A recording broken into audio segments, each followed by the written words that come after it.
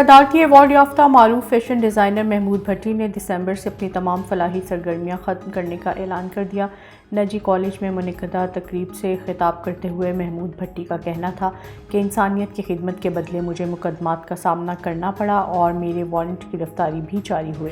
انہوں نے کہا کہ بیرون ملک مقیم پاکستانیوں کی زمینوں پر قبضہ کر لیا جاتا ہے۔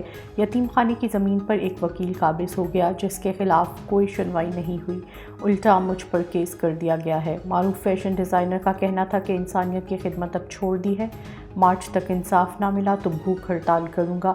احتجاجاً ستارہ امتیاز بھی واپس کر رہا ہوں، اپنی فریاد چیف جسٹس پاکستان تک پہنچاؤں گا۔ ناروے کے مشہور زمانہ ڈانس گروپ کوئک سٹائل کی کراچی میں شاندار پرفارمنس، جدید رقص کے متوالوں میں خوشی کی لہر دوڑ گئی۔ کوئک سٹائل ڈانس گروپ نے کئی ممالک میں اپنی حیرت انگیز ڈانس پرفارمنس سے دھوم مچا رکھی ہے۔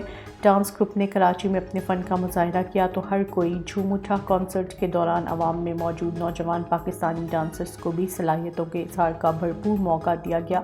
شائقین کا کہنا ہے کہ کوئک سٹائل ڈانس گروپ کے ارکان کے درمیان اتنی خوبصورت ہم آہنگی ہے کہ دیکھنے والے متاثر ہوئے بغیر نہیں رہ سکتے۔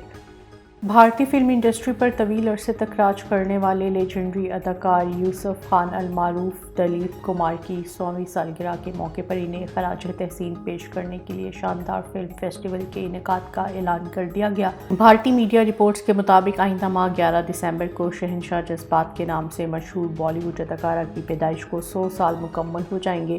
اس موقع پر 10 اور 11 دسمبر کو فلم ساز شرویندر سنگھ جونگپور کے ذریعے قائم فلم ہیریٹیج فاؤنڈیشن کی طرف سے فلم فیسٹیول منعقد کیا جائے گا، جس میں ان کی سب سے زیادہ شہرت حاصل کرنے والی فلموں آن شکتی اور دیوداس کو ایک بار پھر سینما گھروں کی زینت بنایا جائے گا۔